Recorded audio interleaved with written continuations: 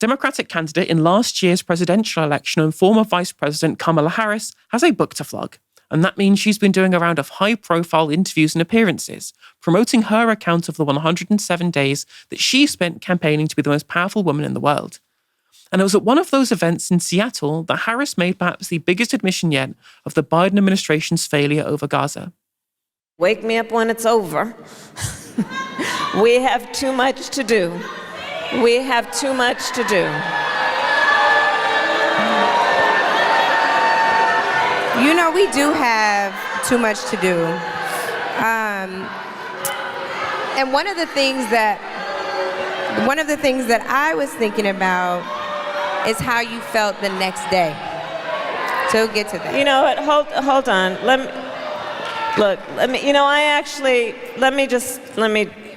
I'm sure there are other people here that may want to get up, and so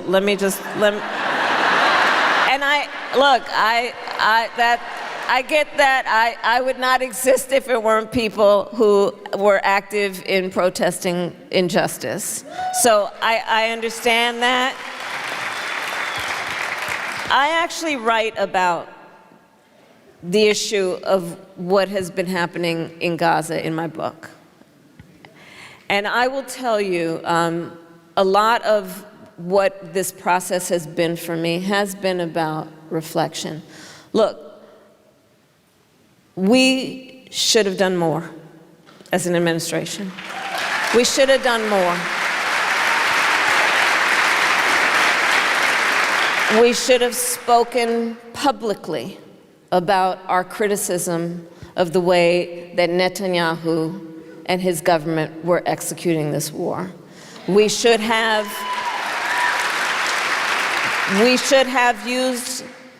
had more levers in terms of leverage that we did not use. I mean, to be able to speak publicly about the issues that you had with the prosecution of the genocide in Gaza would mean that you would have had to have any criticism at all. And we know internally from leaks that have come out, people speaking to newspapers like The Guardian, who said that there was no actual Biden plan with regards to Israel. There was no issues that they had. They asked for clarification from the IDF about the massacres that they'd done, and they just accepted the IDF's explanations at face value. That was admitted by an aide in an interview with Isaac Chotiner at The New Yorker. They also were told in The Guardian, and a former aide said, that Israel just said jump, and they said how high, that they just allowed Netanyahu to do whatever he wanted with total carte blanche and didn't have any actual opposition to this, and they were concentrating on other things. Their plan with Israel was, here is all the money that you need to prosecute a genocide, we won't ask questions. That was what all the internal leaks said at the time, despite people after the fact, after all of this has happened, they come out of the woodwork and go, oh, actually, this is terrible. Oh, I had all of these issues. I mean, well, you didn't voice them at the time, did you? And you didn't even leak them to the press at the time. The opposite was true. It was leaked to the press that you did nothing and you didn't care. So I find it difficult to believe that those issues with Netanyahu, etc., are in any way sincere from Kamala Harris, at least not at the time, maybe retrospectively. That's what she's doing there. And she points out that there were more levers to be able to have leverage over the Netanyahu administration, right? Well, by more levers, what she should have said was the ultimate lever, i.e., you have the office of the President and Vice President of the United States of America. If you want to turn the taps off of the genocide, all you have to do is click your fingers. All you have to do is one phone call is all it would have taken to Benjamin Netanyahu, and the war would have been over. The genocide would have stopped. That's what it took. All it took for Ronald Reagan to stop Menachem Begin from doing very similar things in the 1980s. And yet Ronald Reagan was even less of a warmonger than the Biden administration when it came to stopping Israel from doing the massacres that it so enjoys doing to the communities that surrounds it. So at least she's admitting it now that there was more that they could have done. But she's veiling the truth, which was that there was an emergency stop button on Biden's desk every single time. And it was the phone that he could have picked up to the Knesset, to the Prime Minister's residence in Israel to say, this stops now. The words that Reagan used to Menachem Begin were, this is a Holocaust, it must stop. and they stopped. And Biden did not do it. And Kamala Harris did not convince me to do it either. Harris did have a bit more to say about the genocide, however. I am happy that there is a ceasefire. We will see how long it lasts, that the hostages have been returned. But let's be very clear that the inhuman nature of what has happened to the Palestinian people in Gaza, the innocent civilians, the extent of hunger, famine, suffering, death, is something that we must acknowledge. And I recognize that. What's interesting here is that there's been a big sea change in terms of the Democratic Party's basis support for Israel. And it's now like plus 30 for the Palestinians. In fact, the number of Democratic Party supporters who in polling say that they support Israel's actions in Gaza is now at 8%.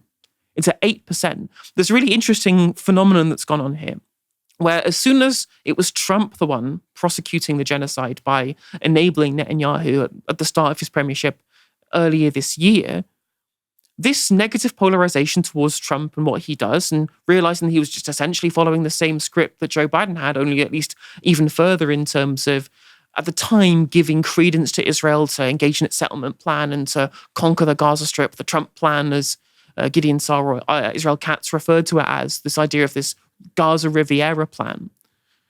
That's when you really saw the Democratic Party base shift, insofar as all of their opinions can be looked through the prism of whatever Trump does, we'll support the opposite, which seemed to be the interesting thing there. And she's noticed this. She really has noticed this. And opening up to what is obviously the Democratic Party's base now, which are fiercely anti-Israel, fiercely pro-Palestine. Every poll shows it. They believe it's a genocide by supermajority. They support the Palestinians by overwhelming majority. These are things that are now part of the Democratic Party's base.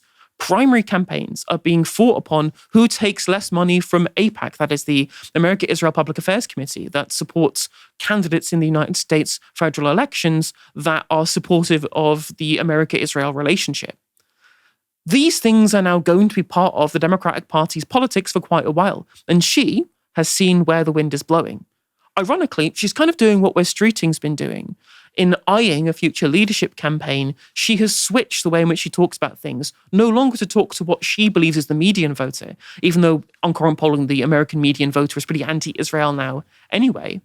But she's looking inward towards the Democratic Party's base and going, how do I ensure that I can shore up the support that I need to potentially win a primary campaign to be running for president, which she has at no point said that she will not be doing. And in fact, she alluded to potentially doing so when she spoke to Laura Kuenssberg earlier this year. Like, you change position on Israel, change position on a bunch of things so that you can pander to what you believe is going to be the median position of the electorate in those primary campaigns. She's seen where the writing is on the wall. And it'll be very interesting to see if Ken Martin, who's the chair of the DNC, and all of the other people at the top of the party will notice that fact, and you'll start seeing people disabusing their support of AIPAC who will be far more critical of Israel, and it might change the dynamics of the discussion around Israeli policy within at least the Democratic Party in the United States. Stephen, what did you make of those clips we just saw? Coulda, woulda, shoulda, Helena. A lot of coulda, woulda, shoulda there.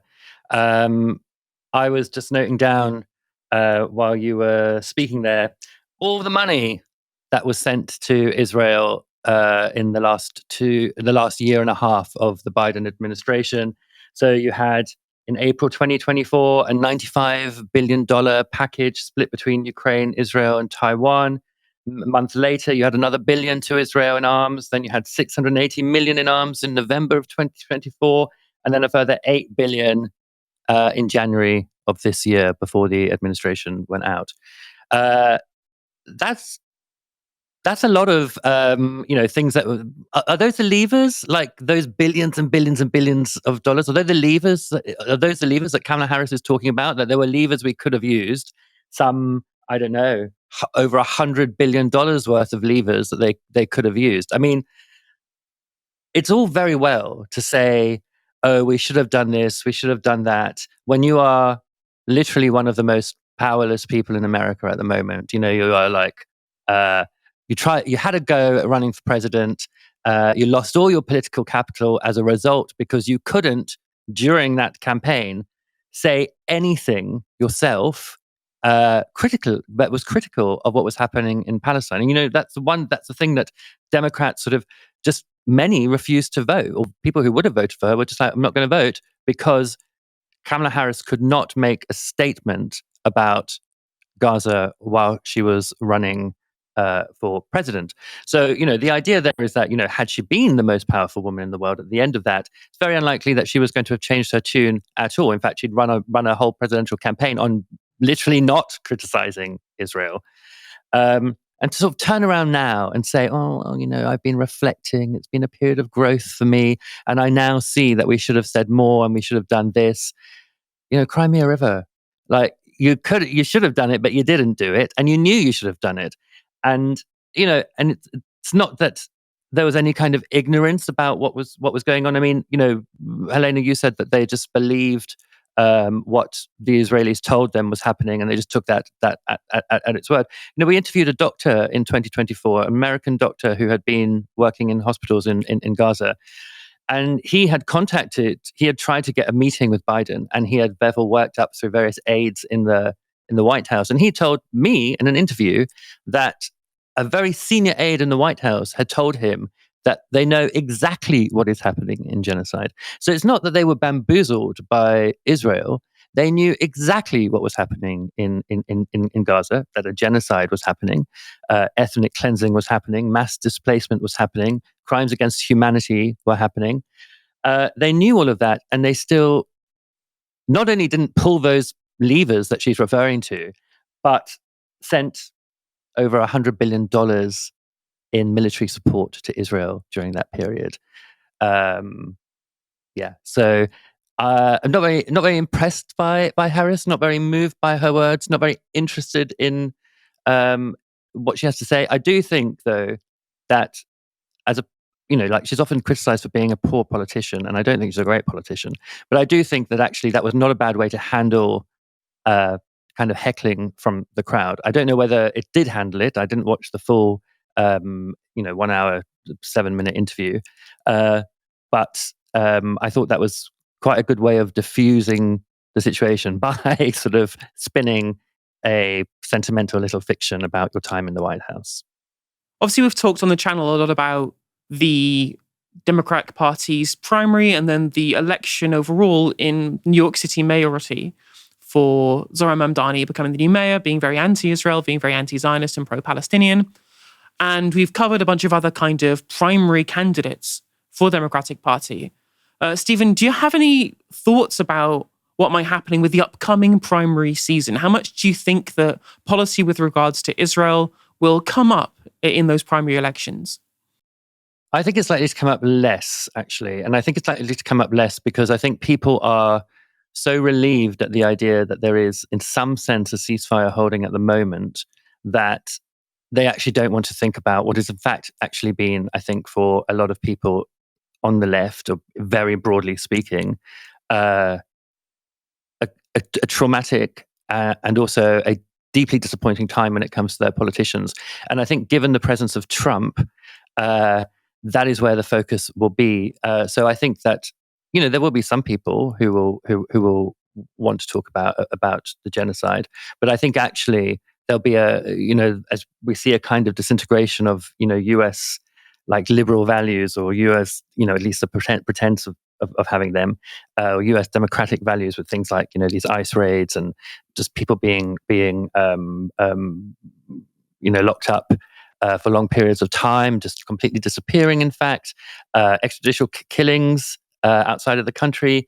I think these are the kinds of things that are likely to dominate to dominate more than Israel at this point in time. Of course, that could all change because things could change very quickly in Gaza as well.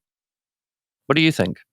I think I agree with you there. We looked at, especially the primary I was talking about and the general election in New York City, where all the other candidates other than Mamdani were desperate to pledge their allegiance to Israel. And he was like, well, I don't really like Israel. I think they should have equal rights there, but I'm focused on affordability. And I think what we're seeing now with regards to Chuck Schumer and the capitulation over the government shutdown, The real kind of division that we're going to see within the Democratic Party's primary base is going to be fighters versus folders. Like when we saw the kind of people who won elections in those election period that we saw, like there was a governor in Virginia, an attorney general, there was a governor's election in New Jersey as well, and there was all different kinds of characters that won there. You had a very kind of right-wing winner in Abigail Spanberg, a former CIA person. Mikey Sherrill in New Jersey was a bit more kind of center-leftish kind of person.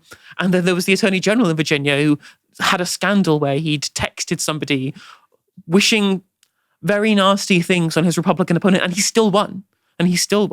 I think that's because they took an angle about taking the fight to the Republicans, taking the fight to the Trump administration over a bunch of the issues in terms of the things that matter to Americans, like healthcare, which was going to get gutted by the big, beautiful bill, such as the SNAP payments that have been missing from people all this time that we're trying to fight in the Supreme Court, and indeed some other things that are important due to constitutional norms and people getting blackbagged off the streets, all the things you pointed out there. And it is any candidate who shows that they have the fight to take it to the Trump administration, which Schumer and Jeffries have shown that they clearly don't have. And quite frankly, I don't think Kamala Harris really has. And if you have seen somebody who's grasped the nettle on this, people on the left have.